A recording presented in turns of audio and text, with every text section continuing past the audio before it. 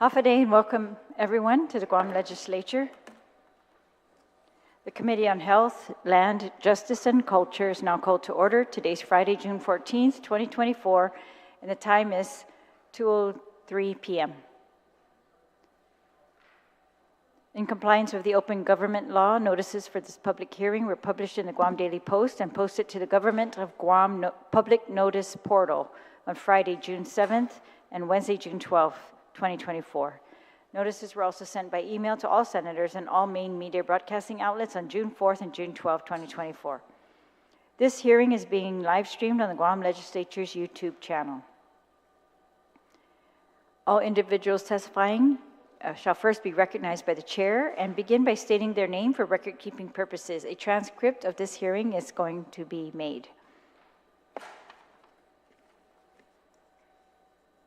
We have, for this 2 o'clock hearing, we have 2 agenda items. We also have a hearing at 4 p.m. for another agenda item. I'm sorry, we have 3 agenda items. Bills number 263-37 COR, Senator Parkinson, is an act to transfer lot 3458-R1 CHALAN PAGO-ORDOT, Guam, from the Department of Parks and Recreation to the office of the CHALAN PAGO-ORDOT Mayor. Thank you, Mayor, for being here with us today. We also have bill number 270-37 COR, sponsored by Senator Barnett, Senator Sabina Flores Perez, an act to add a new section 81114 to Chapter 81, Title 10, Guam Code Annotated, relative to the employment of medico-legal death investigators by the Office of the Chief Medical Examiner. We have representatives from the Chief Medical Examiner's office, as well as the Attorney General's office, and others here with us. Welcome to everyone. We also have a 3rd agenda item. Bill number 307. Okay, sorry. All right, so that's all for the 2 p.m. hearing. I'd like to acknowledge the presence of my colleagues, which is Senator Will Parkinson and Senator Barnett. Tizus Masi, colleagues, for being here. All right, we'll begin with the first agenda item, bill number 263-37 COR. We will ask the primary sponsor, which is Senator William A. Parkinson, to introduce the bill. Wasn't half a day. Thank you, Madam Chair. Distinguished members of the community, thank you for the opportunity to present my opening statement in support of bill number 263-37, a bill of significant importance to the community of CHALAN PAGO-ORDOT. This bill seeks to transfer lot number 3458-R1, currently under the Department of Parks and Rec, to the office of the CHALAN PAGO-ORDOT Mayor. This lot, as you may know, is home to the Jose U. Atoygui Memorial Baseball Park, the site for the community center, the mayor's office, and the multi-purpose recreation and emergency center currently under construction. For many years, the mayor's office has managed and maintained this parcel under Public Law 1815. Over the years, they have utilized host community premium funds and various grant funds to significantly develop this site. The recent construction efforts for the multi-purpose recreation and emergency center and new mayor's office are prime examples of the proactive investments made by the mayor and the Municipal Planning Council. These facilities will serve as a central hub, providing vital services and recreation opportunities to the residents of CHALAN PAGO-ORDOT. Importantly, the funding sources for these developments, including a U.S. Department of Agriculture Rural Development loan and a federal grant from the Office of Local Defense Community Cooperation, carry federal requirements. Ensuring the transfer of jurisdiction and authority over lot number 3458-R1 to the office of CHALAN PAGO-ORDOT Mayor will help safeguard these federal interests for the mandated 30-year period post-occupancy. The mayor's office, being the most intimately acquainted in the needs and aspiration of the village, is best positioned to oversee this land, this parcel, thus maximizing the benefits for its residents. In conclusion, Bill number 263-37 COR is a strategic move towards localized management, enhanced community services, and sustained development. And I urge my colleagues to consider the far-reaching positive impacts of this bill on not just CHALAN PAGO-ORDOT, but the people that live in it as well. Thank you, and I look forward to robust, constructive discussion on this matter. Thank you, Madam Chair. Senator Parkinson. Again, I'd like to welcome the Mayor of CHALAN PAGO-ORDOT, Mayor Jesse Gogui, and our former Senator, Marcel Camacho, welcome, and to all of those other Municipal Planning Council members who are here from CHALAN PAGO-ORDOT. All right, so we have signed up to testify the Mayor. Mayor, you may proceed. Thank you, Speaker. Good afternoon, Senator Parkinson and Senator Barnett. I appreciate you all having given us the opportunity to come before this esteemed body to talk about Bill 263-37. I couldn't express as well as Senator Parkinson had done in his introductory remarks regarding the importance of this bill to the Village of Order CHALAN PAGO, and in particular the CHALAN PAGO-ORDOT Mayor's Office. As you all know, I provided written testimony basically summarizing what he had spoken about and how important the transfer of this lot is to the Mayor's Office. In particular, the federal interest that will now be a part of this lot as it relates to a new multi-purpose center that's currently under construction. This is a roughly $10 million project that we have undertaken, and that the funding had been secured by the Mayor's Office, or majority of the funding had been secured by the Mayor's Office. And in doing so, especially the grant award that we received from the Office of Local Defense Community Cooperation, one of the requirements and how this was uncovered that we didn't really own the land was when a requirement to submit the land ownership of that lot that this building is being constructed on was procured or obtained from the Department of Land Management, given to us so that we could forward it to this federal agency. In doing so, we realized, and they realized, that we couldn't sign off on the federal interests to this lot because we didn't own it. And so that raised some concerns about the federal interest that's now associated with this project. But more importantly, even prior to that, there were incidents that had occurred with regard to the resurveying of the lot, actually the disconnection of some streetlights associated with this lot, where the discussions, or at least the intent, had never been engaged by the initiating agency with our office, because we didn't own the lot. We didn't have any control over the lot. And this needs to actually stop, because the lot itself is not just the site for our office, the baseball field, a community center, and this new multipurpose center. We need to further expand the facilities on this lot to include additional parking for the multipurpose center, which in the court area alone will be able to house 1,400 people when we host events. And so in order to make sure that we have adequate parking for an event of that size, we need to expand our parking lot. We also have plans for a playground, a community garden. And so if we don't have control over this lot, and there's an intent to reuse any portion of this lot, oftentimes these discussions aren't made with the Mayor's Office. They're made with the Department of Parks and Recreation, because they have the administrative control over the lot. And so, as you know, this bill is just a basic transfer of the lot from DPR to us, and it's not new. This process is not new. The Molesso Pier was transferred to the Mayor's Office years ago. We had the Teason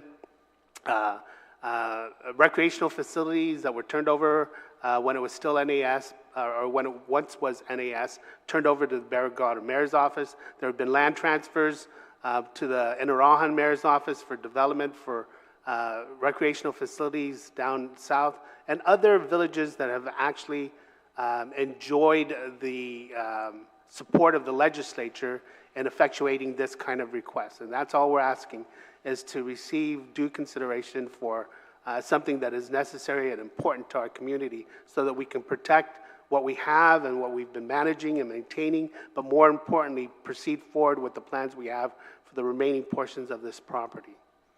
That's all I have. Mayor. Senator Camacho? Thank you. Honorable Therese Terlaje, Speaker, Imina 37, la Legislatura en Guam, and Chairperson of the Committee on Health, Land, Justice, and Culture. Hafaday Speaker Terlaje, other members of the Oversight Committee, other members of the esteemed legislative body. My name is Marcel Camacho, and I rise in support of Bill 263-37, Committee on Rules, an act to transfer lot number 3458-R1, CHALAN PAGO-ORDOT, Guam, from the Department of Parks and Recreation to the office of the CHALAN PAGO-ORDOT Mayor, and trust you all will do the same. I come to you not as a business person, not as a farmer, not as a former legislator, but as the Vice Chairman of the Municipal Planning Council.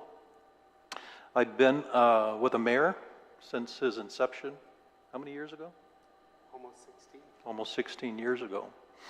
And we had a vision throughout the years with the other members of the Municipal Planning Council to develop this facility.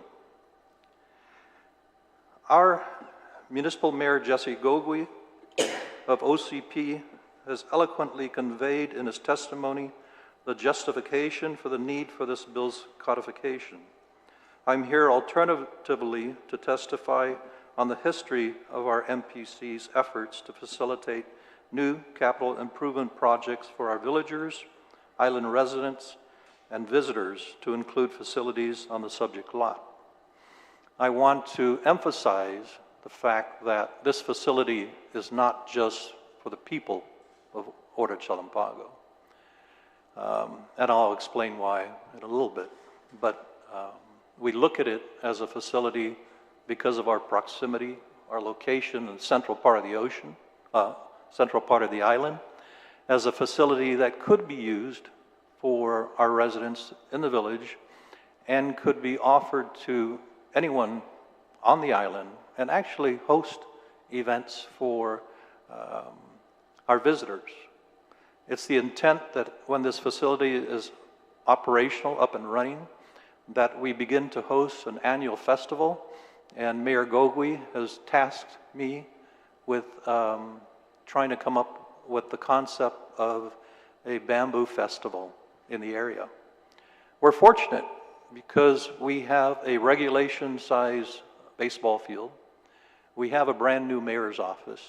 We have this facility that should be completed at the end of the year. So we're looking forward to launching next year, the first half of next year, this island-wide bamboo festival, again, which would be open to the entire island and also to, hopefully, some of our visitors. We have leveraged the host community premium funds, as mentioned, from Public Law 30-165, introduced by the Honorable Senator Terlaje and signed into law on July 6 of 2010, as a means of a dedicated funding stream for our municipalities' capital improvements. This has proved to be a valuable income stream, offering collateral on low-interest loans, matching grant fundings, and write-out grants from both local and federal sources. But it wasn't enough. What we initially envisioned as a $3 million facility skyrocketed in cost over a 12-year period to our final budget of close to $10 million due to rising costs of materials and labor from inflation. Though it took over a decade to achieve, the MPC was able to approach our desired project on our own without the help of the legislature, which was the norm in the past, by securing these mixed financing solutions. What we will have completed by the soon-to-be-opened in 2025 is the construction of a modern, multi-purpose recreation facility to include a performing arts stage similar to the Father Duenas School Phoenix Center. The development will be fitted with full backup power and water storage, so this facility can be used instead of village schools in the event of an emergency to house people who have been displaced from their primary residence. I commend the mayor and other members of his MPC for their vision, their creativity in financing, and their tenacity in seeing this project through. But with any project that has been financially leveraged, there is a need for site control for security to ensure the unimpeded operation of the facility, at least until the facility has served its intended use and useful life. This bill, 263-37, will ensure this. So I ask each and every one of you to support the legislation, including those that aren't here today. As a former member of this legislative body with oversight of land, I reviewed all information provided and find that if passed into law, this bill will pass the litmus test of being in the best interest of public health, public welfare, and public safety for the community. We look for your positive vote. Suzusmasi. Suzusmasi, Senator Camacho. So if I may, Speaker, Yes, Mayor. I failed to introduce another member of my Municipal Planning Council. So to my left is Frances Bradley, and she's been with me for about 6 years now as a member of the Municipal Planning Council. But she came on board shortly after the gears really started rolling as far as moving our projects forward, which included the construction of a new mayor's office and this new multi-purpose center. And she has a full understanding of the importance of maintaining site control over this lot with these new facilities that have been erected or is being erected, and more importantly, with the future development of this lot. Thank you. Thank you, and thank you, Ms. Bradley, for being here. Is there anyone else who would like to testify on this bill? If not, then we will proceed with questions from our panel. Senator Parkinson, you may lead. I have no questions. I'm happy to support you and make in reality what already you folks are already doing, or make in law what you're already doing in reality. This is should be under the mayor's office. I yield the rest of my time, Madam Chair.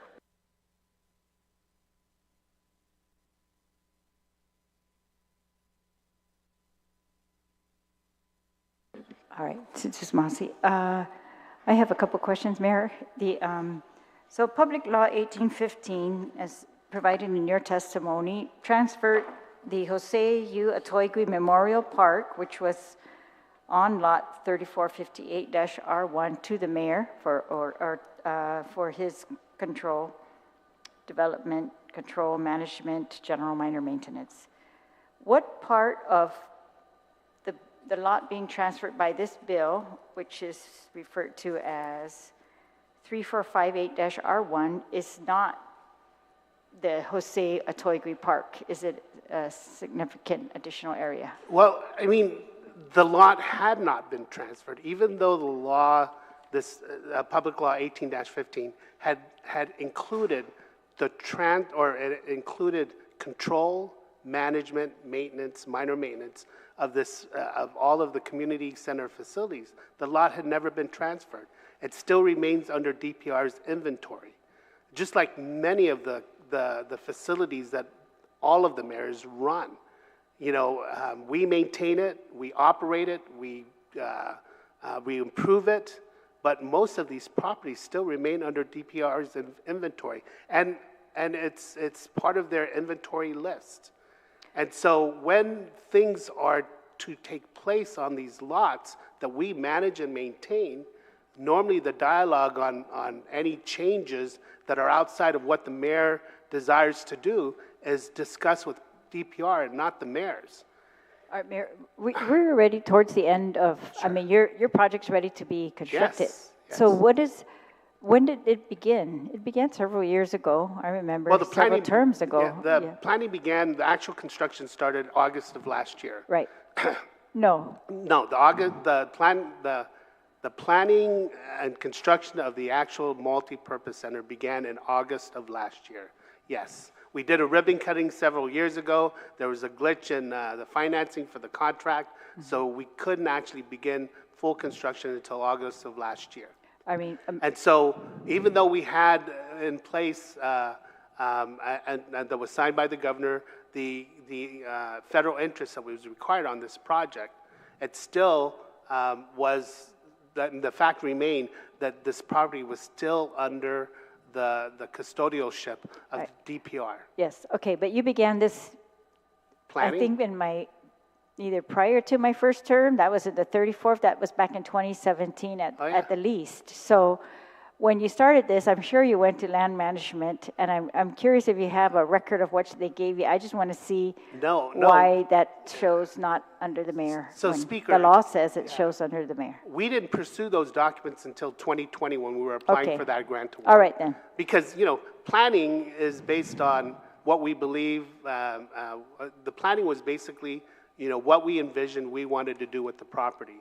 So we never questioned our custodialship of the property up until we were required to provide the documents. When we, land management documents, so when we pulled those documents from land management, it was made clear to us that we were not the custodians of that property, that the law allowed us to manage and maintain and improve, but we were not the custodians of that property. The DPR remained the custodians of that entire lot. They use the word custodian? Well, owner. They use the word Owner? owner. Okay.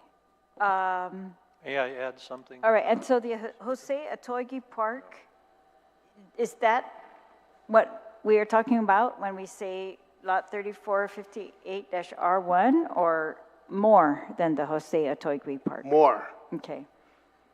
And the maps that are attached, these are what land management intends Provided to us, use? correct. Okay, all right. So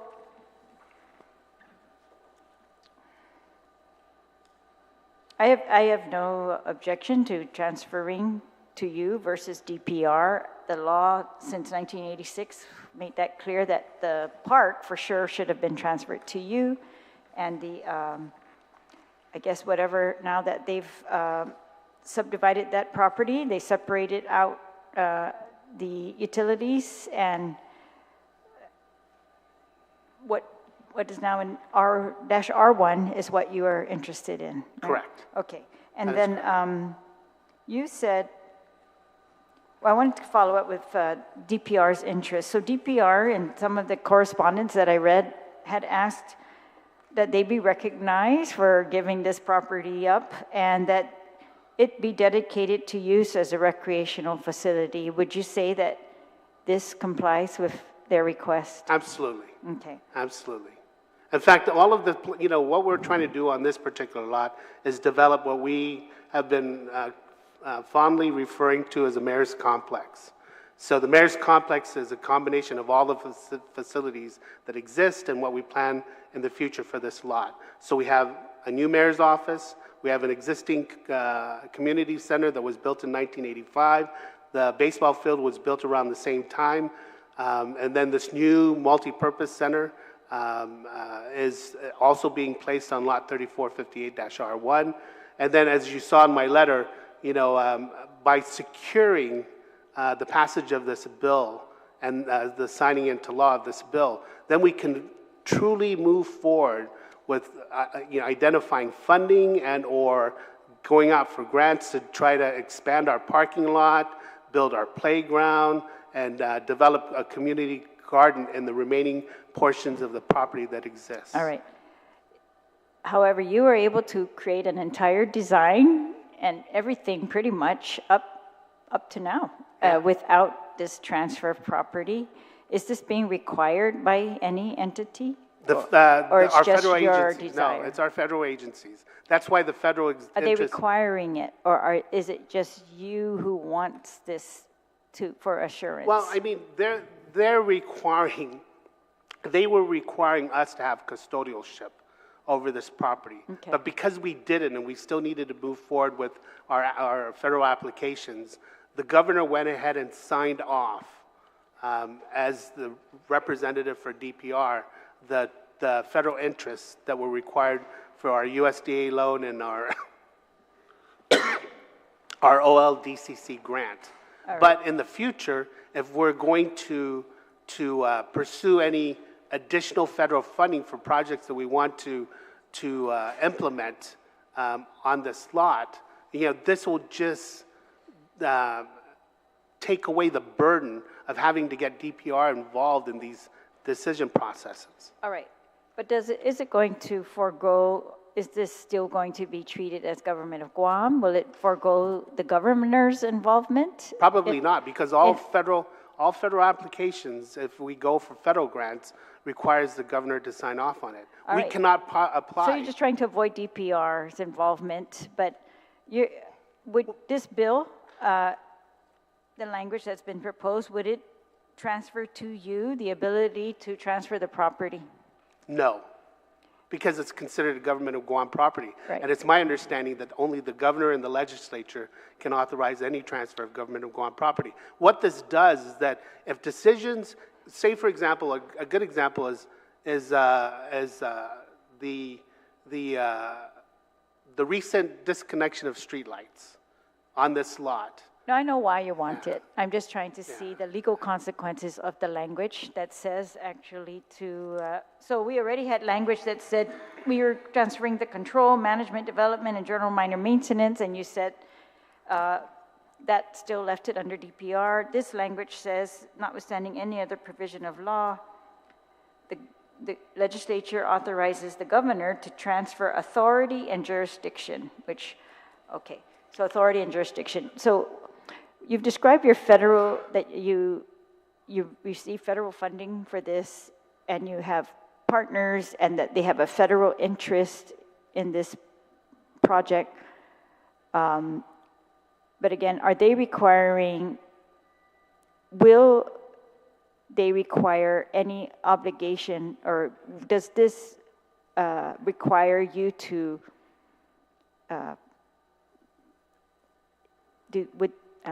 I don't know, transfer any type of interest in the property to them? No, it's just a recordation of their federal interests for the funding that they provided for the construction of the new multipurpose center, which has actually already been done with the signature of the governor. So what is the the government of Guam's obligation in receiving that money? A 30-year federal interest. So if we What does that mean? well, I guess what it means is if we want to sell it, if somebody comes along and says we want to sell this facility, that both USDA and OLDCC has a say-so on any intent to sell. Obviously that's probably never going to happen, but I mean that's basically, it's kind of like somebody putting a lien.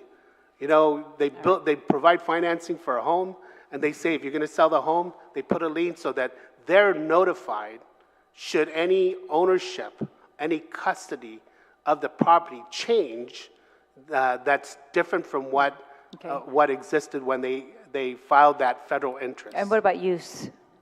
Use, there's no restriction on Okay. use. All right. So if you could provide just that part of your documents that might outline what federal interest means to them, I would appreciate to put that in this file. That'll be fine. But more importantly, this verbiage that I used, which was actually provided to me by land management, is similar to the same verbiage used when the property for the marina was, the Mleso Pier was transferred to the Mleso Mayor's office, when the Teason land was transferred custodialship to the Barragata Mayor's office. So this is not dissimilar. In fact, the verbiage is much the same. So I'm not a legislator, nor have I ever been a legislator. So No, I don't have issue with the language. It says authority and jurisdiction, so I don't mind that. But I just want to make sure that our record is clear what our intent is.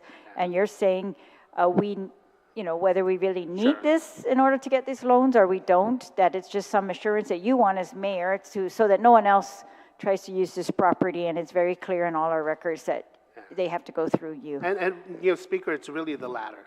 If people wanted, another agency wants to make use of this property, then the dialogue would be initiated with the mayor's office and not DPR. Yes. And it really is the latter more than the All right. first Okay, thank you. sample. I have no other questions. I'm going to ask welcome Senator Joanne Brown. Thank you for being here. And Senator Barnett, if you have any questions for the panel. Thank you, Madam Chair. I don't have any questions at this time. Thank you, Senator Brown. Thank you very much, Madam Speaker. Certainly I'd have to comment since I'm a constituent of our Mayor Gogui, and I'm very pleased with the work that he's done over the many years to actually get this complex constructed. I mean, it's something that the residents have been waiting for a long time. It actually gives the village of Ordot, or the villages of Ordot, CHALAN, PAGO a center to gather for all kinds of different events, including sporting events, and the opportunities now for our young people, it really has multiplied as a result of this construction. I know many years ago, we always looked at the drawings on the wall, and to actually see, I'm sure for you, quite a fulfillment to see that project, that the project is in place, it's being constructed, and it's something certainly that our residents are going to benefit for many, many years into the future. Certainly want to thank you for that, because it's quite a milestone for our village to see this coming in place. And I know that we're probably not going to have too many opportunities, Mayor Gogui, here to have these discussions in this type of forum in your current capacity, because I understand, totally understand, you have other things you need to take care of in life, and we're kind of selfish. We've appreciated the work that you've done all these many years. And I was thinking about that earlier this week. We were in church for a mass for one of our dear CHALAN PAGO residents, and when I looked up and I saw you there, I've seen you there many a day. I mean, you're there from the beginning to the end for our residents, and we really appreciate all the work you're doing. I'm sure whatever language we need to put in here to effectuate the transfer of this property, because I know that you, and I'm sure we'll make sure any future Mayor of CHALAN PAGO properly takes care of this property as well in the field, so that it's there for the use of our residents. So I just want to thank you. You've done an exceptional job. I know we're from separate parties, but I'll tell you, you've stepped up to the plate. You've gone above and beyond, and I've had the privilege of working with you. I've had the privilege when there are issues or concerns in the villages of contacting you, and even when you're off island, you've always made a concerted effort to get back and respond to the residents. I know you have members of your council here, but it's been wonderful. We've really appreciated having you. It's going to be a big change, but we understand it's life, but I think it's important to acknowledge the work that you've done, and I'm sure we'll have other opportunities to do it in the next few months, but I'm sure we won't always have this forum where you're here to testify on behalf of our community, so thank you. I don't have any questions. And I appreciate the remarks, Senator Brown. My council will tell you, and my staff will tell you, that in my mind, we have done nothing special. We set out a plan. And in fact, Senator Barnett, even before he became a senator, had an opportunity to come and visit us in his private employment capacity to enjoy the discussions that I've had over the last 15 years and the development of this plan and how we could find ways to move this plan forward. And we've been blessed to have been successful in trying to put together the financing, the funding, to see these things come to fruition. And that's always the tough part. But I think the reason why it was not just the fact that we were blessed, but the reason why we've been successful is that we remained focused. We didn't take what little we had and say, well, we have it now, it's not going to be used within the next couple of years for these big projects, so let's just spend it now. And that's a common attitude, is that if it's going to take us years, and it's taken us 14 years to see this come to fruition, that when you look at the time frame involved in putting a project like this together and getting it off the ground and getting it actually financed and built, you want to spend 14 years of your life doing that, that's like, you kind of think twice. But we stayed focused, and we stayed the course, and we now see the plans that we laid out 14 years ago actually come to fruition. We aggressively started in 2017 and developing renderings and, so that we could show people what this vision was. And so that's 7 years ago, but it really was 14 years ago where we really started saying, okay, what does this village need? How will it benefit our people? Will it have an overreaching impact to the island community? And so that's how we came up with these plans. And so, but in my mind, and it has always been the case in discussions I've had with people, I have not done anything special. We have not done anything special. We've done our job, and we stayed the course. And that's the tough part, is staying the course. But I appreciate the accolades, but we're here to just continue with that course, is that we have a vision in mind in the development of Lot 3458-R1, and we don't want to be sidestepped in moving forward with those plans because somebody else has custodialship over this lot.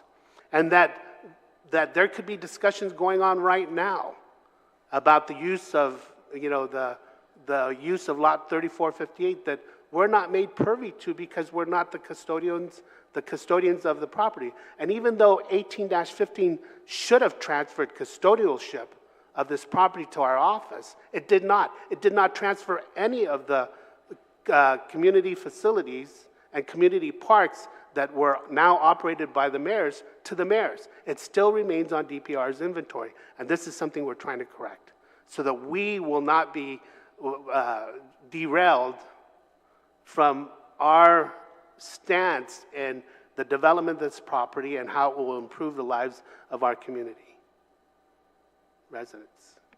Thank you. I want to put one thing again, I have to say, how detailed our mayor is.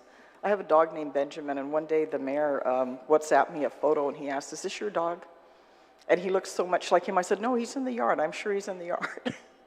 But I mean, that's the degree of engagement that our mayor has had, and they look so similar, they could be brothers. But again, Mayor, appreciate all that you've done for our village. It's going to be a big change for us, I'll tell you. And I know there's, other candidates that are running, but really appreciate your advocacy for our village residents and your stewardship of our village and ensuring that we maintain the best quality of life that we can, and also with your council that has been here to support you. And we certainly wish you well in all that you do, but I think it's important to relay our appreciation because, like I said, when I looked up and I saw you again, I said, oh my goodness, I know many a day he has been here for all our village residents, including the ones we lose. You're there for them, you're there for our families, and you go above and beyond, so I just want to extend that. I think it's important to acknowledge that. I'm sure we'll have other opportunities, but we will. Probably not so much I'm in not this engagement. moving. No, I know. But just letting you know your efforts are appreciated. So. Thank you, Mr. Mayor. Thank you, Madam Speaker. Thank you. Just want to see Senator Brown. Mayor, yes, we're very grateful for your work and your vision. So this project, of course, is an excellent testament to your vision, your focus, as you said. And I'm thinking, as you said, it took many years to come to the construction phase, and we're going to see it completed by the end of the year. A testament as well to the 4-year terms for mayors and multiple terms, in fact, that it's not a bad thing. No. I can see it as a good thing in this case, especially. All right, is the sponsor has any to close? We will close on the bill. Thank you, Madam Chair.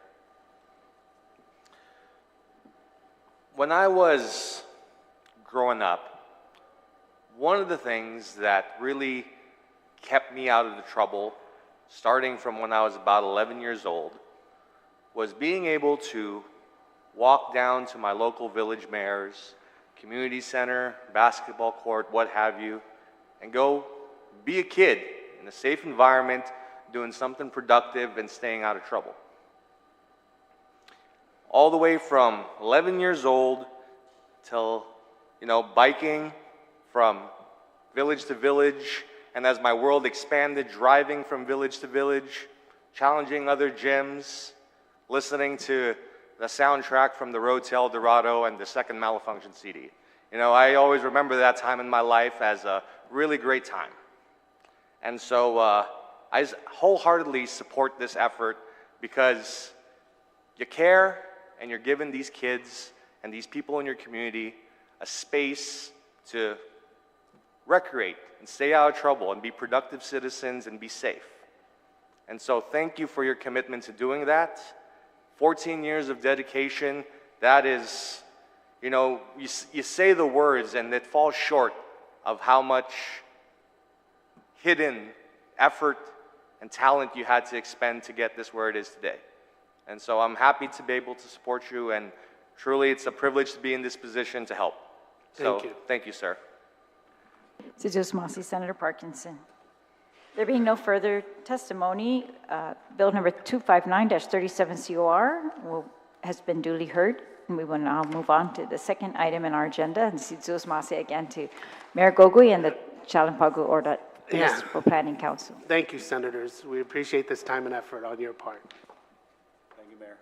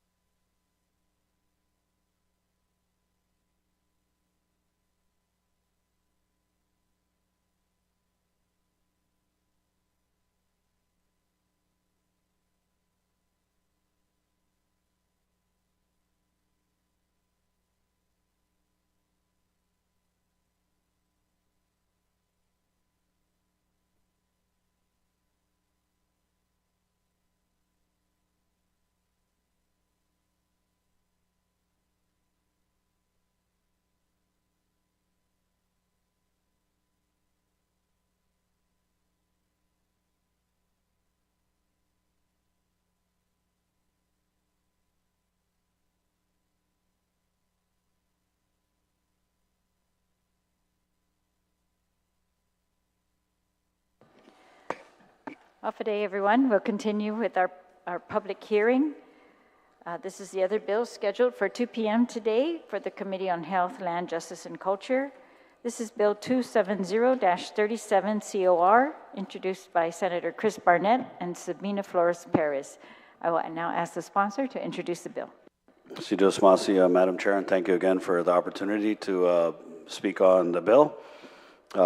Which I just want to start by saying was introduced at the suggestion of the medical examiner, former medical examiner. I'm not sure exactly what his status is currently. Current? Okay. Current medical examiner. Okay, the current medical examiner, Dr. Jeffrey Nine. And it authorizes the creation of the positions of medical legal death investigator at the Office of the Chief Medical Examiner. The creation of the position is consistent with the governor's organic authority to administer the executive branch and allows the Department of Administration to create a job description and pay grades for these positions within the merit system or the classified service. The Chief Medical Examiner, Dr. Jeffrey Nine, testified at an oversight hearing conducted by the committee chair. The employment of medical legal death investigators is the current best practices policy of medical examiners and coroners throughout the country for determining the manner of death for individuals found deceased outside of a hospital or in hospice care. Dr. Nine further noted that coroners and MEs elsewhere in the country do not review every death scene unless homicide is suspected on Guam, and the ME is requested to be at nearly every death scene, which limits the time available to perform post-mortem examinations. Dr. Nine also testified that determinations on the manner of death have sometimes been left up to law enforcement, to include Guam Police Department investigators. He stated that a review of recent cases raised questions as to whether the manner of death was accidental, self-inflicted, homicide, or natural. And I think, again, that was part of the impetus of the bill. You know, God bless our law enforcement, but I think that making these kinds of determinations about manner of death is better left to individuals who are qualified and credentialed in the science that allows these determinations to be made. And so, yeah, I just want to keep my opening very short, very sweet. I think that this is a position that's long overdue in the government of Guam, and given the struggles that we have had in maintaining a full-time medical examiner, I think that it's a great way to ensure that we have presence from the ME's office at the scenes of these deaths. And again, you know, God forbid we end up making a wrong determination about a manner of a death, which, you know, just based on my meetings with Dr. Nine, has actually happened in the recent past. And so again, I feel like this bill closes those gaps, and was very eager to introduce it and get it passed as quickly as possible. I know Dr. Nine in communication with me, unfortunately after the bill's introduction, that we had run it by him before introduction, but after the bill's introduction, he did have some suggestions, which you know, we're more than amenable to looking at and considering. But for now, I look forward to hearing the public testimony on the bill. Thank you, Madam Chair. Senator Barnett. I'd like to acknowledge, in addition to Senator Barnett, the presence of Senator Joanne Brown. Thank you. All right, we will now receive testimony on the bill. We also have present with us on Zoom today, Dr. Nine. All right, signed up first is Fred Nishihira from the Office of the Attorney General, Deputy Attorney General. Nishihira, would you like to begin? I'm here more to answer questions. My colleague here, Lee, is going to be giving the testimony on behalf of the AG. All right, so there's also Deputy Attorney General Lee Miller. Thank you, Madam Chairman, members. My name is Lee Miller, Assistant Attorney General with the Office of the Attorney General. Death is one of those things that causes friends and family to just have to stop and going about their daily business, stop whatever plans you had in effect while we pause and reflect and wonder and also make plans as to what comes next. How do we honor the deceased? How do we reorganize our lives when the deceased is no longer going to be with us? At the same time, Guam law requires that in several circumstances, a burial cannot occur without a review by the medical examiner's office. What this bill does is authorize individuals, in addition to folks with the title medical examiner, to legally participate in those investigations. And investigation doesn't mean a criminal investigation. It's simply an investigation, an inquiry into the cause of this individual's death. This bill simply allows people beyond doctors to participate, to draw conclusions, to frankly sign reports regarding cause of death, which frankly will speed the conclusions as to cause of death, start to answer the family's question, why?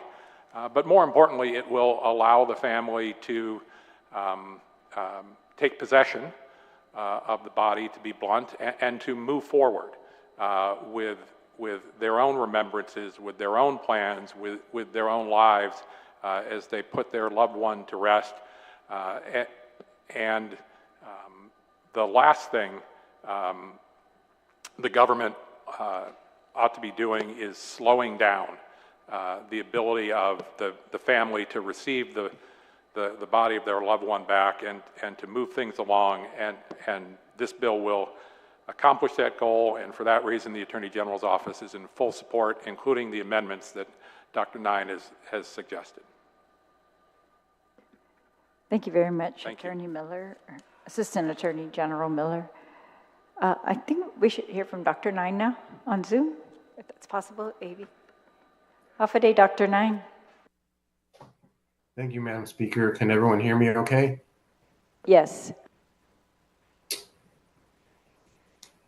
I want to thank Senator Barnett and Senator Perez for putting this bill forth, which I think is long overdue for the Guam Medical Examiner's Office. The short version is that medical legal death investigators are the standard of practice throughout the coroner and medical examiner systems, not only on U.S. mainland, but throughout the world. And I think this will bring Guam into that standard of practice.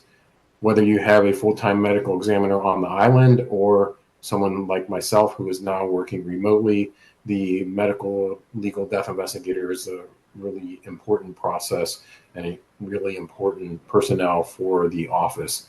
And I agree fully with Assistant Attorney General Miller and his testimony. As I mentioned to both Senator Barnett and Speaker Terlaje through communication, electronic communication, unfortunately, I did not catch these revisions or my suggested revisions in the first go around, but my concerns are with Section 2, subsection C, that says the Office of the Postmortem Examinations Chief Medical Examiner may petition the Peace Officer Standards and Training Commission to develop any additional standards that might be necessary for medical legal death investigators as law enforcement officers beyond those recommended by the ABMDI. First and foremost, I want to make sure that the government understands that the medical legal death investigator is not a law enforcement officer and should never be treated as such. So I recommend that we remove any reference to peace officer standard and training. And that's also in subsection C1. And then on some letter D, it says be a high school graduate or equivalent, but the post commission may set higher academic qualifications. I recommend that we strike any reference to the post or peace officer standing and training commissions. And I also would like to remove subletters F and G to submit to psychological testing. That's very vague. I'm not even sure if it means anything, and I don't think that is part of the ABMDI protocol. And to submit to a polygraph examination, which I disagree with that as well. So those were just my concerns. I apologize I didn't catch those on the first review with Senator Barnett, but I think it's important that we move forward extracting the ABMDI, the death investigators, from any appearance of being law enforcement officers or in cahoots, I would say, with the police department or any other legal agency. I want to make sure that the OCME is viewed as a separate scientific and medical entity that is investigating deaths on its own accord. And that is all I have to say. Cecil Mossy, thank you, Dr. Nine. There are others signed up to testify. Phil Daughter, is it Daughterman? Doctor? Yeah, I'm Dr. Philip Dauterman, yes. Please proceed. And I agree with everything Dr. Nine has said. The position is essential. You need to have someone to do the medical death investigation. Dr. Nine is off island, so somebody here on island has to be able to do the investigation while he's off island. I further agree. If you look at the way it's written, this bill says in pages 1, 2, and 3 that the medical legal death investigator must be licensed and certified by American Board of Medical Death Investigators. Then on page 4, paragraph C says the Office of Postmortem Examinations Chief Medical Examiner may petition the Peace Officers Standards and Training Commission to develop any additional standards that may be necessary for medical legal death investigators, et cetera, et cetera. And then paragraph D under that reads, be a high school graduate or equivalent, but the post commission may set higher academic qualifications for all applicants, as the commission considers necessary. So I agree with Dr. Nine. There can be a police death investigator and there can be a medical legal death investigator. This bill is to create a medical legal death investigator. So it should not be under the police commission. It should be under the postmortem commission. The other thing is it looks like you're creating a backdoor whereby someone with a high school diploma could be appointed to the position. And so I think you either need to rephrase or strike that paragraph, and that you should uphold the mainland qualification, which is licensure and certification from American Board of Medical Legal Death Investigators. Otherwise, you don't want to create a backdoor whereby police commission could appoint somebody with a high school diploma who's completely unqualified for the position. You don't want that happening. You want the person to be qualified. Dr. Doderman, can I ask, are you working with the Guam Office of Chief Medical Examiner? Yes, I'm working with them, yes. Johanna can explain the relationship. I'm All right. Contract employee. All right, so we have others from the Office of Chief Medical Examiner, including Nikki, sorry, I can't read it very well. Is it De Pulo? Johanna Bamba? Johanna? Hafedim, Madam Speaker, thank you for allowing me this opportunity. Senator Chris Barnett and Senator Brown, John Brown, thank you so much for hearing us. This is my first time before this legislature. So basically, I wanted to come here and stress the importance of this bill. For the past almost 5 years. Could you please state your name for the record? Johanna Bamba, with the Office of the Chief Medical Examiner. I'm an administrative assistant. That was my professional title, official title. I also currently do the medical legal death investigation on Guam. Please proceed. So, as I was saying, for about almost 5 years, I've seen the office change drastically from me being the sole employee after Espanola had retired to Dr. Nine coming in.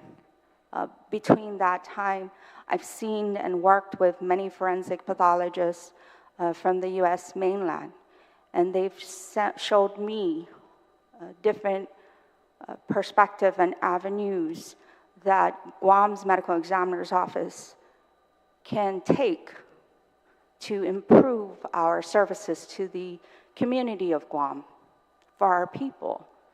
And that is why I'm here to support the bill. The revision bill that includes the Peace Officer and Standards Training Commission. Our office is already monitored, we answer to, we get advisement from a commission, a board of agency heads that not include the medical expert, but also law enforcement experts on our board. And reviewing the post-commission bill, or excuse me, public law, it's comprised of mainly law enforcement. Correct me if I'm wrong, Senator Barnett, but the Peace public law currently only has law enforcement chair individuals. And a medical legal death investigator looks at an investigation not just through a law aspect. We mainly look at it at a medical aspect.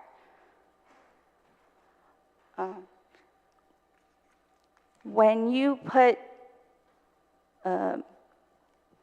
standards that are to be dictated to an MD, a medical legal death investigator, solely with law enforcement personnel or advisors, where does that leave the medical portion or the science, forensic science portion of the Office of the Medical Examiner? That was a question for Senator Barnett. Please proceed, John. Okay. Ms. Baum. So again, if I totally agree with Dr. Nine as far as striking out the, I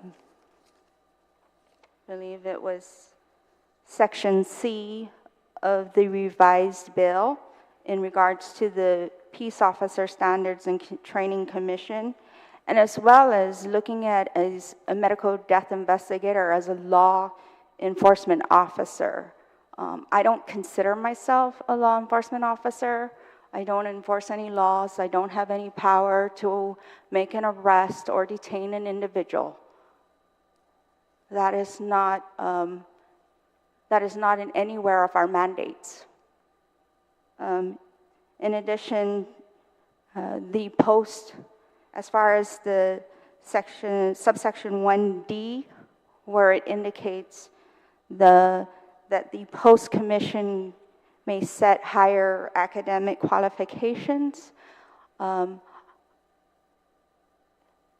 requesting or pleading if you can change it to the post, unless that is different, change it to the Post-Mortem Examination Commission, who are, the members are the Office of the Attorney General, Office of the Attorney General, the Guam Police Chief, the Department of Public Health and Social Services Director, the Administrator of the Guam Memorial Hospital Authority, and the President of the Guam Medical Society. These are individuals who have been since the beginning guiding our office and keeping us on track. And if we should ever derail, they are the ones who we answer to, besides the people of Guam and this body before me. Thank you. Thank you very much, Ms. Bomba. Could you please introduce your team from the OCME?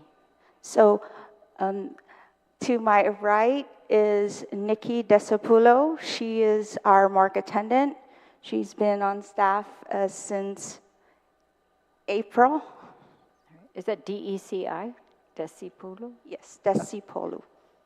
With a P, Pulo? Yeah, DECIPULO. Okay, thank you. Yes, and Dr. Doderman? And then also to my right is Dr. Philip Doderman. He is our on-call pathologist who comes in on an as-needed basis from the CNMI stipend. And he has been with our office since 2006. Thank you.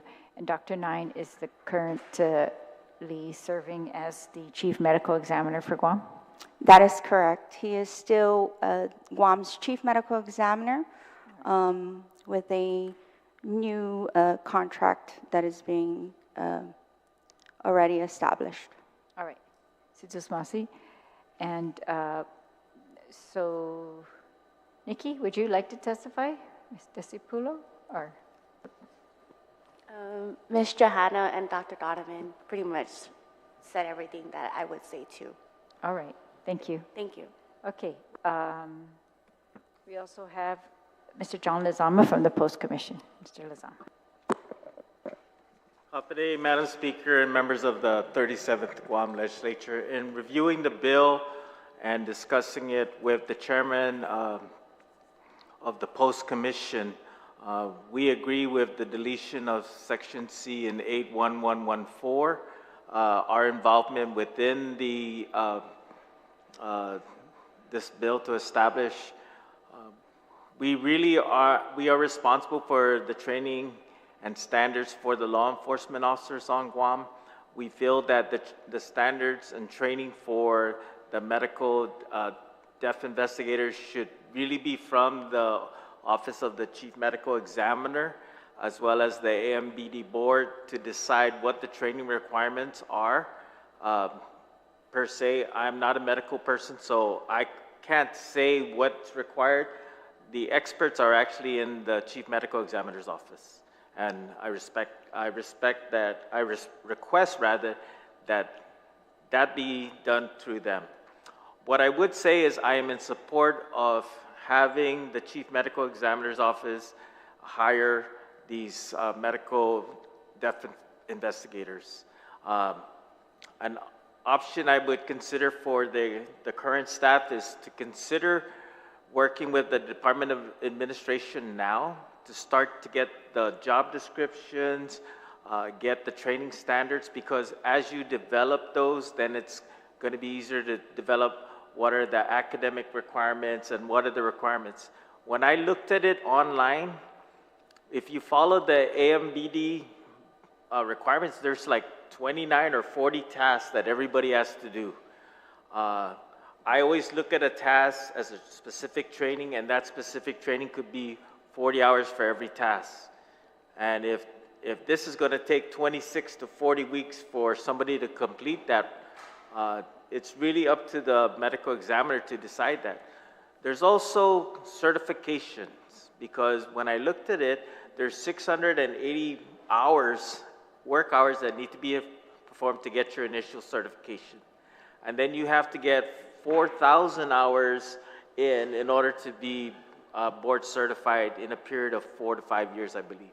So that's best kept with the chief medical examiner's office rather than myself as the post commissioner doing that, because as the commissioner, there's only one right now. I'm the only one in the commission, and I work for the commission. So I agree with the prior testimonies to remove the Peace Officer Standards of Training Commission from 81114, this bill, and have them proceed with every guidance from the Chief Medical Examiner and his current staff. Mr. Lozama, thank you for that testimony on behalf of the Post Commission. All right, is there anyone else who would like to testify on this bill?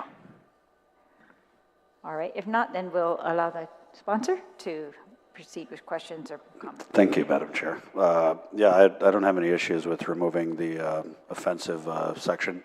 I was just trying to give you more work, Mr. Lozama. Yeah, and again, in drafting the bill and creating the new position, I think we were kind of scratching our heads over who is going to have authority. And you're right, it is the postmortem commission, man. But I just wanted to ask, are you was it? Are you ABMDI certified? I am currently not. Okay. I'm in the process. I've already registered under ABMDI. It is a lengthy process, and there is a lot of hours that needs to go into, and you have to verify the length to just be certified is very lengthy. Basically, there is some information on the ABMDI website indicating that you also have to be currently employed with the Office of the Chief Medical Examiner in order to even be considered to register. So that's one of the main criteria, along with so many other trainings, education, skill building, certifications, to include higher education. So it is a lengthy process, and then you have to renew you have to get recertified every single year. And just to give you a little bit about MDI, the American Board of Medical Legal Death Investigators, they are actually accredited by the Board of Forensic Sciences as well. And the U.S. Department of Justice recognizes them and actually acknowledges all their requirements for their own medical legal death investigators. Going through doing my own research with other medical examiners, they all agree too with ABMDI. There is no other that they go to besides their in-house medical legal death investigation training that they created with the use of the American Board of Medical Legal Death Investigators. Thank you for that, Mrs. Bamba. And also want to thank you.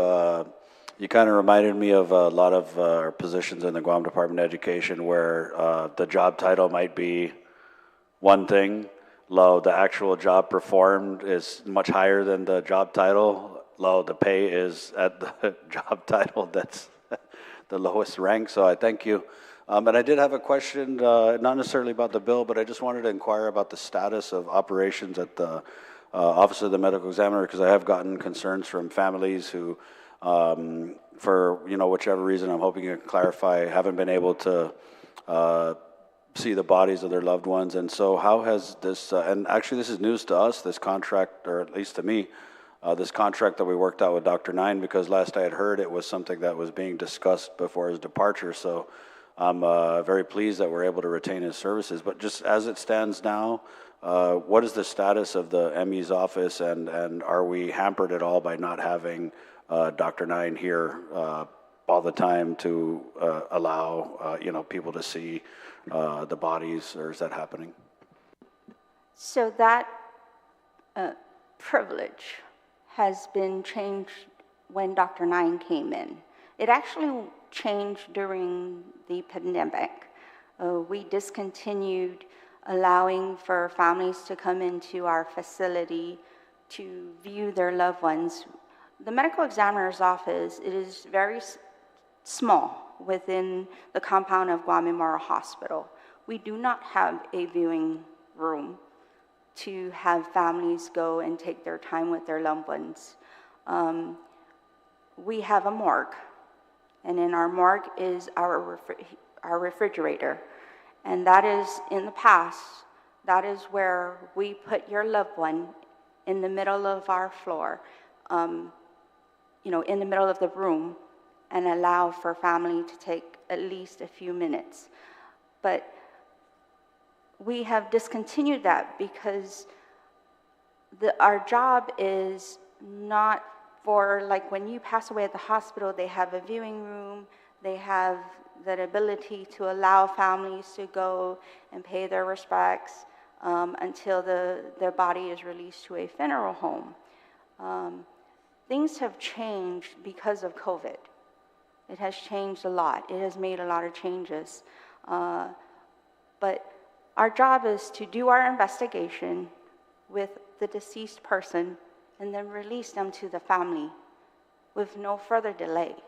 So when we start to include that in our process, it will cause some delay, because then we have families saying, oh, our families can't come today, but can they come tomorrow? And then so on and so on and so on. So just to cut that out of our process and further delay, this is where we just, this was a best option for us to go ahead and just discontinue providing that privilege to allow for families to see their loved one.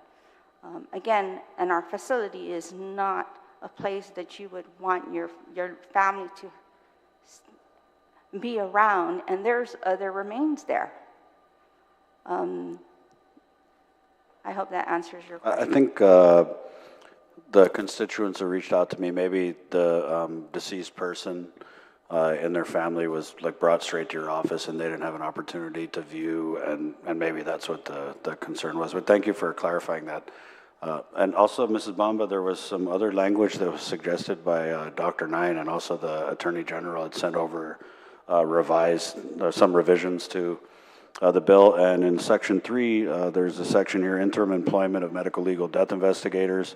The current administrative assistant at the Office of the Chief Medical Examiner, that is you? Correct. Shall be designated as the interim medical death investigator at a pay scale to be approved by the Commission on Postmortem Examinations.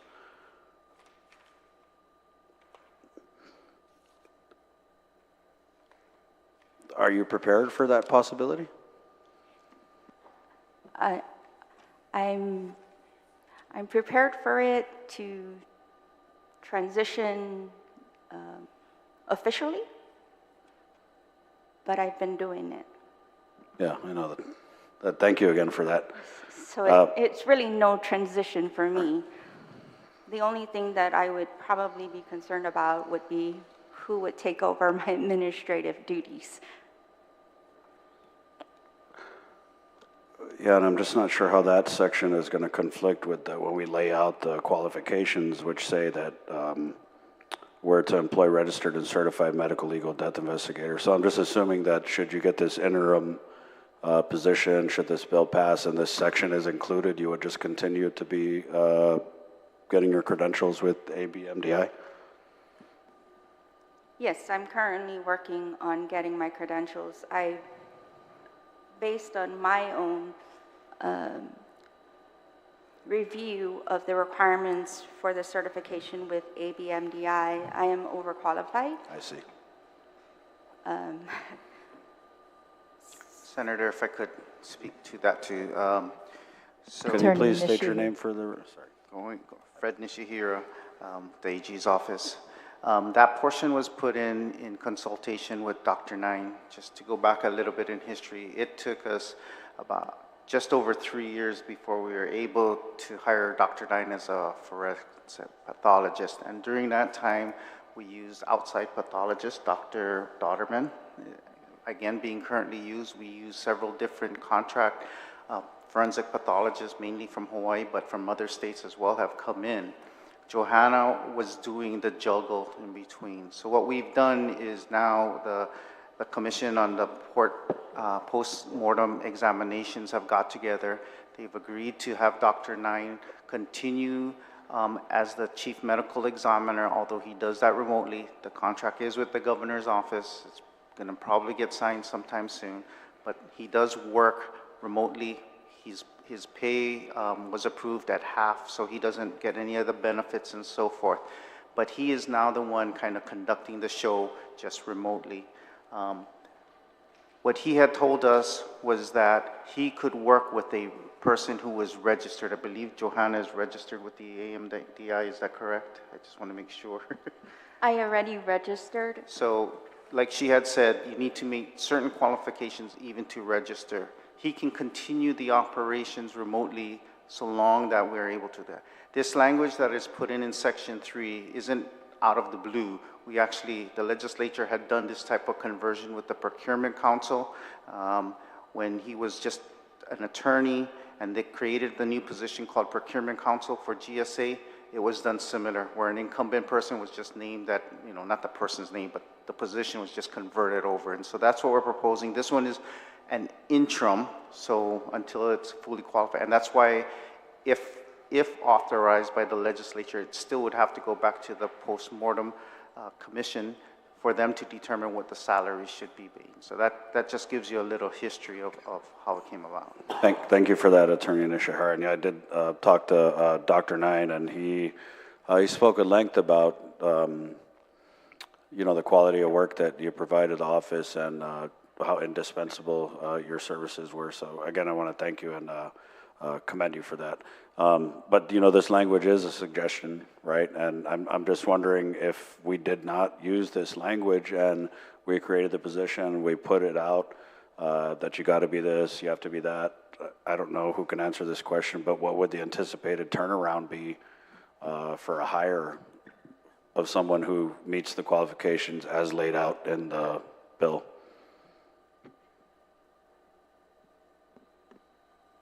Pretty slim. To be honest with you, it is. I can think of about 2 other individuals besides myself who have been working with the medical examiner's office during the time of the pandemic, and these are employees of the Guam Memorial Hospital.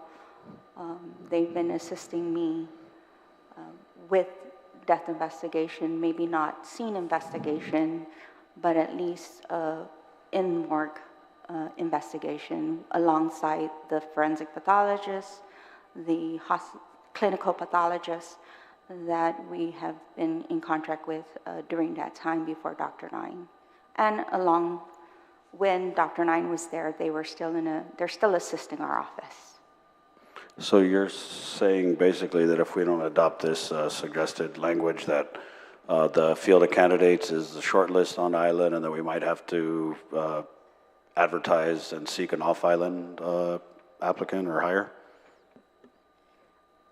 I'm hoping not. I have been receiving several inquiries by phone, by email, of individuals claiming that they have the credential, they just don't have the registry or the certification from the American Board of Medical Legal Death Investigators. But as far as education, training, they're claiming to have it. Based further interviewing with the individuals, interested individuals, they're law enforcement trained. And I guess another question I had was, given your experience, which is considerable with the Office of the Medical Examiner, how many medical legal death investigators do you think we would be needing to just kind of perform all of the things that need to be done with the Office of the ME? Well, according to Dr. Nine, he suggested 4 positions. These don't include the interns as stated in the bill, the internship opportunities. For me, if you're going to do 4 medical legal death investigators, we would have to consider, because I'm looking at a finance perspective too. I would have to consider making 4 medical legal death investigators more at a maybe 2 part-time, 2 full-time type of finance based on the budget that's provided to us for the next fiscal year. But based on the next fiscal year, I'm looking at this again in a finance perspective. I would think maybe 2 full-time, 1 part-time at this time, and hope for 4. I think, like Dr. Nine has said, this is a position that's standard, right, across the country, and it's something that's long overdue. And really, when these matters of life and death, I mean, quite frankly, I think finance should be the least of our concerns. But unfortunately, it is what it is, right? It's usually the top thing on the list. In my opening, I talked about law enforcement sometimes making determinations about manner of death, and I'm sure you're familiar with some cases where that might have happened. And I don't really want to get too much into the details of those, but I do want to ask, what is it that a medical legal death investigator, what type of expertise do they have that maybe law enforcement wouldn't have at the scene and investigating a manner of death that justifies the creation of this position of medical legal death investigator? So basically, a medical legal death investigator looks at a scene from a medical perspective. And then, if need be, a law perspective, a legal perspective as well. From my understanding, working beside the Guam Police Department, they look at a scene as a crime scene, pretty much. I look at a scene, and my question is, how did this person pass away? It's not who caused this person to pass away. Does that make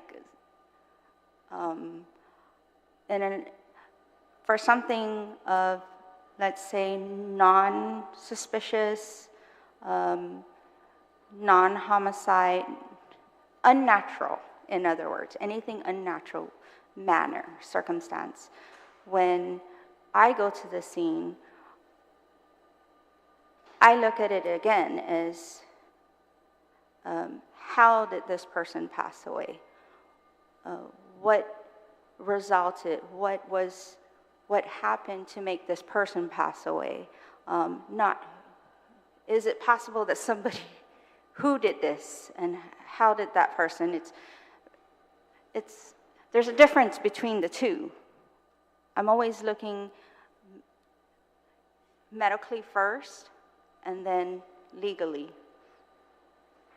If medically you can't, a gunshot wound, for instance, but it's not pretty obvious,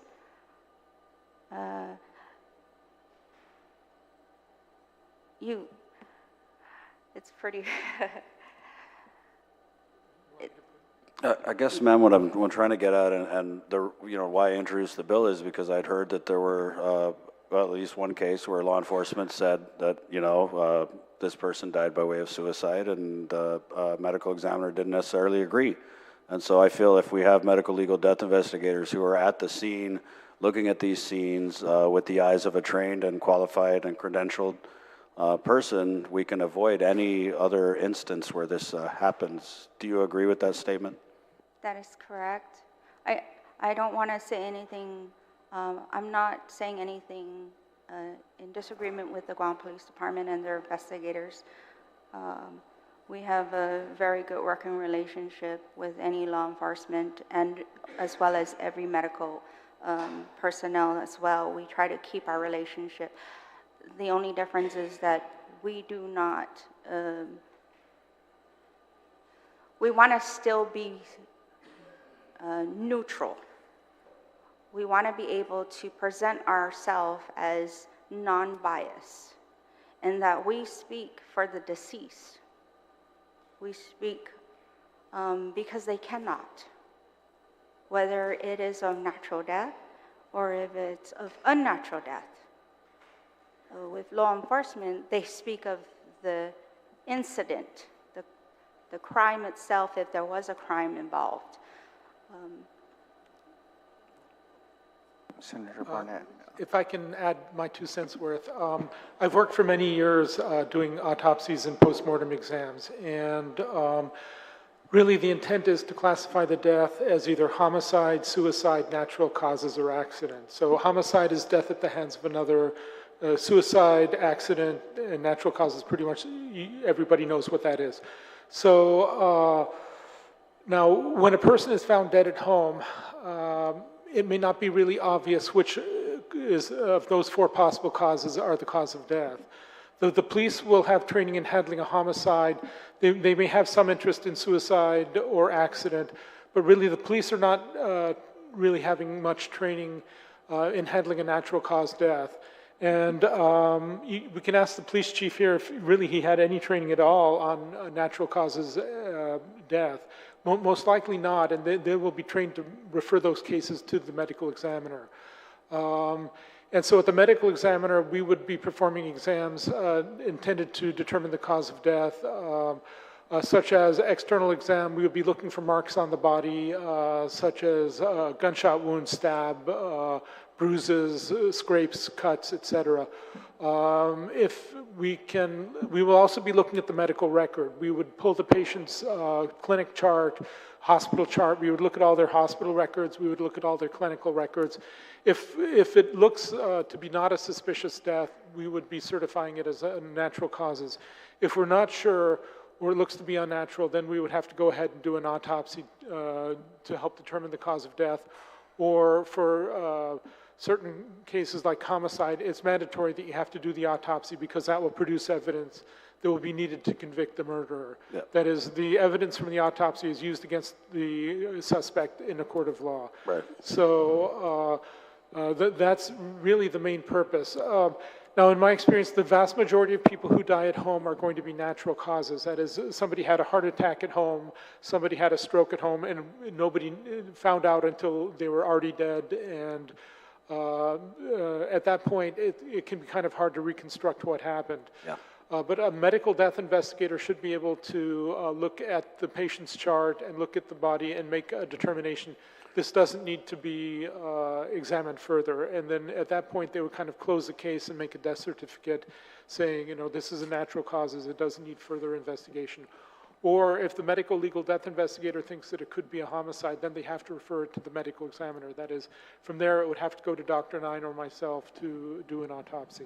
Thank you for that, Dr. Dotterman. And I think my point is currently, and until this, should this bill become law, the medical examiner doesn't always have a presence at these scenes, and that's where I think things are falling through the cracks. You know, for example, the law enforcement, and God bless their hearts, and I'm not saying anything negative about them, I'm just saying that really the qualifications and the expertise with determining manner of death, you know, they're individuals who are trained for that, to include the medical examiner and medical legal death investigators. So if we have a law enforcement responding to a scene and they make a determination and it's case closed, and then they give it to the ME, and the ME's like, oh, wait a second, how did this person do this to themselves? It doesn't make sense, but the scene has been closed, then essentially we have, you know, unfortunately, what I think may be people getting away with murder, and that's just, you know, frankly, one of the main reasons why I introduced the bill. And thank you again for your response to the Senator, questions. Thank you, Dr. Hardeman. Yes. It was only because I had text Dr. Nine. He'd like to speak on the matter as well, if you could call on him. He's still on Zoom. Oh, okay, thank you. But after that, I have nothing further, Madam Chair. Dr. Nine. Uh-oh. Yes. Thank you, Madam Speaker. Senator Barnett, I just had a few comments. I didn't want to interrupt all the Sorry, testimony Dr. that Nine. was going. Okay, please proceed. Yeah. Can you hear me? Yes, we can. Thank you. Go ahead. Yeah, I didn't. Thank you, Madam Speaker. I did not want to interrupt the testimony from the previous people. I first want to clarify Dr. Dotterman's relationship with the office. He is not a forensic pathologist. We use Dr. Dotterman's services to address the non-homicide and non-suspicious cases for us that may need an autopsy right now.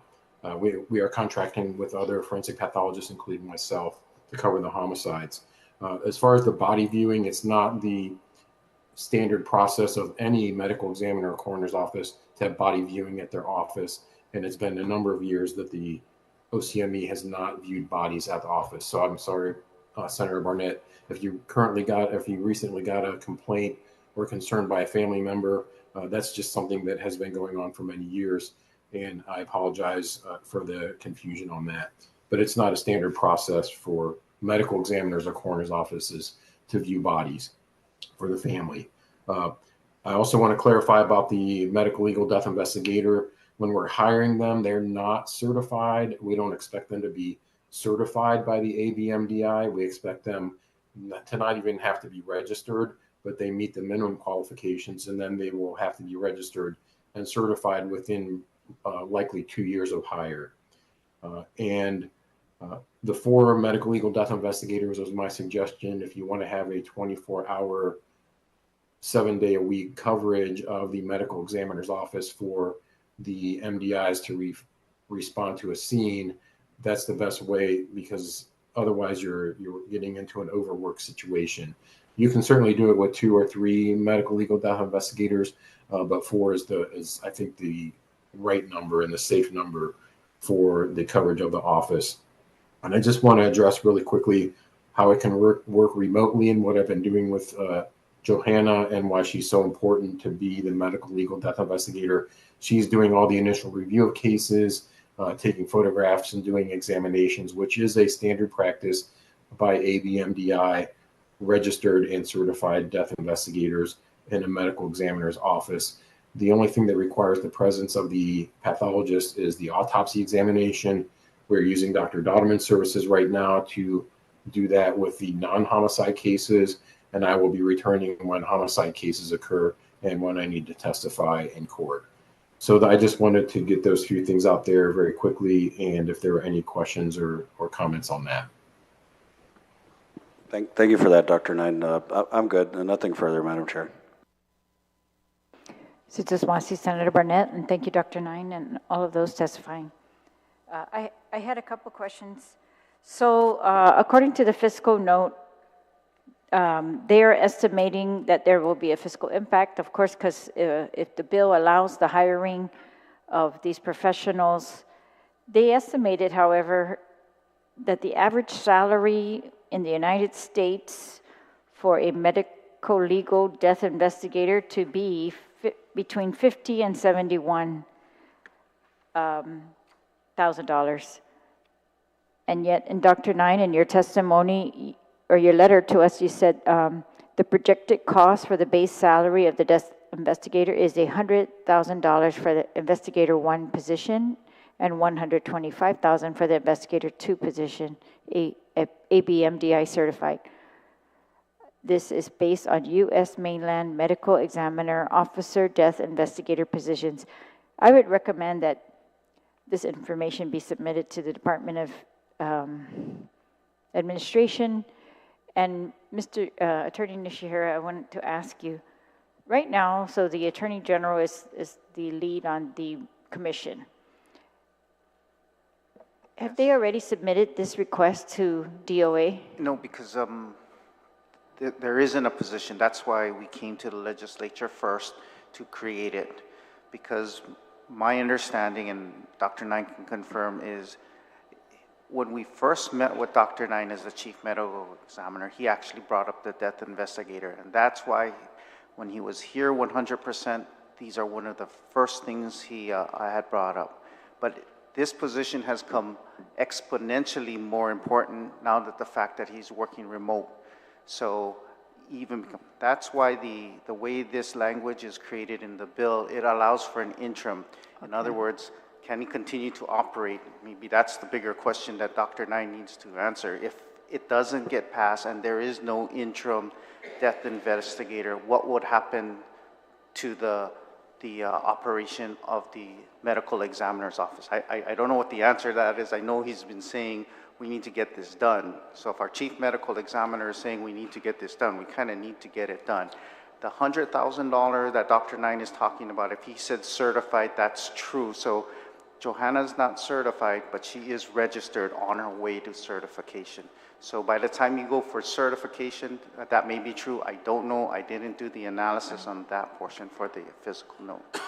All right, so if not for the interim requirement, would the commission, is the commission right now able to establish other positions on its own, working with DOA? So the position that the commission does is they do the chief medical examiner. The chief medical examiner does have some authority to do positions, but once again, he can't just, because DOA has an established list of positions, right, with all the numbers. Yes. There is no death investigator. I think the closest. All right, that's what I wanted to know. Okay, and then, so according to the fiscal note, the office would have to absorb the costs. If this bill's passed immediately, then this position is created immediately, or there's an interim position immediately, and is the office able to absorb the costs? So Johanna would better answer that. I can say this still pretty confidently, right, that the Dr. Nine has left just before. When I say left, he's reduced his salary to half by the last quarter or so of the fiscal year.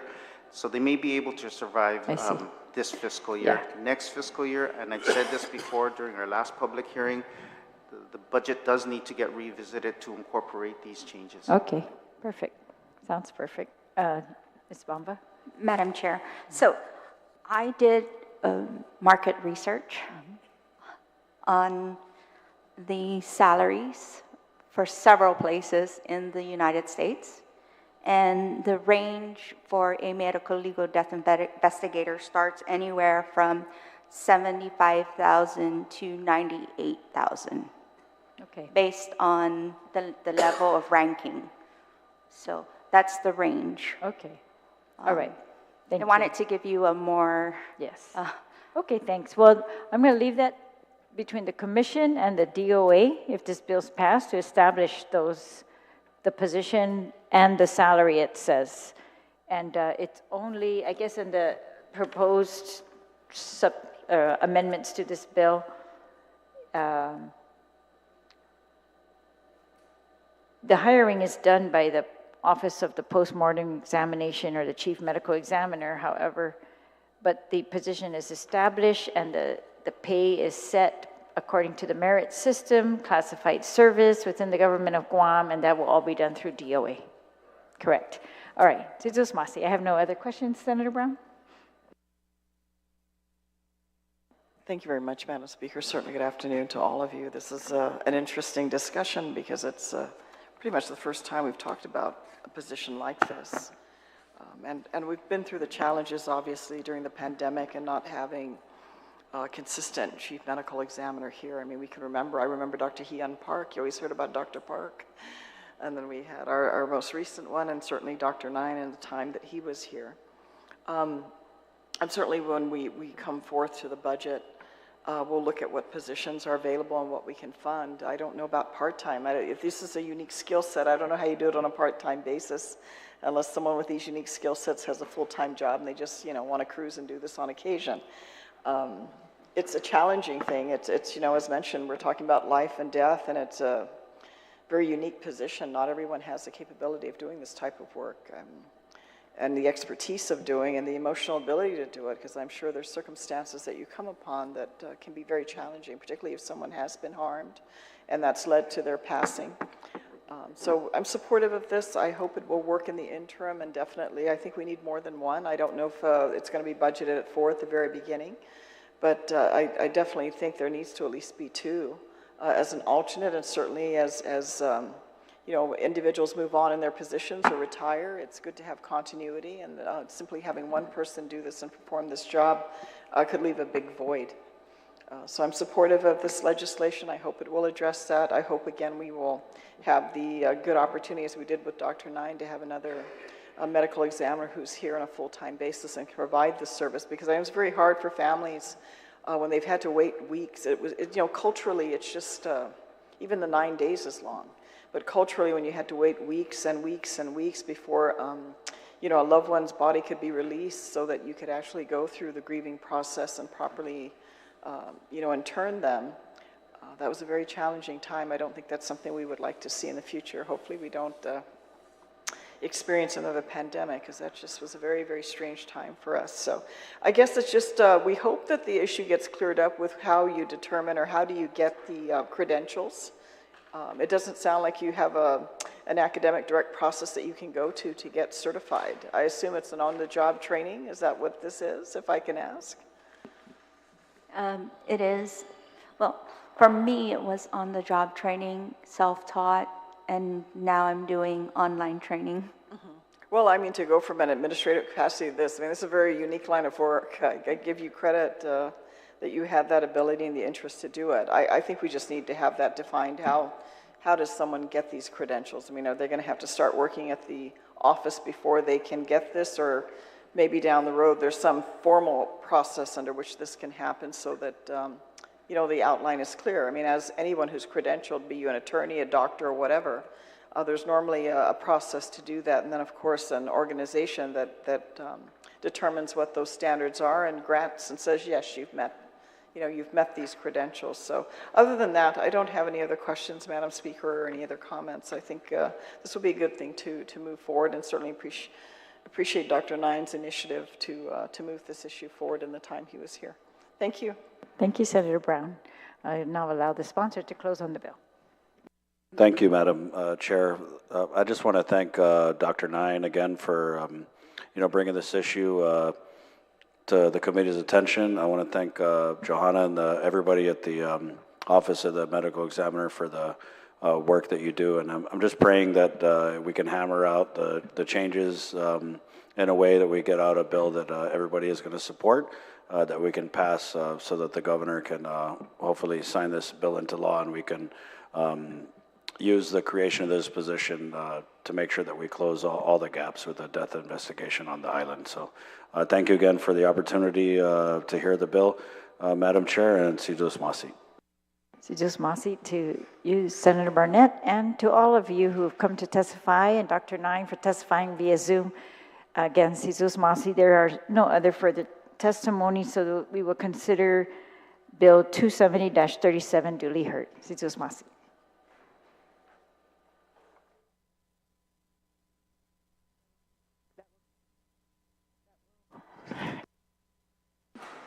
That will conclude our hearing for the 2 p.m. We will resume at 4 p.m. with a hearing on a different bill. Cesar Smasi.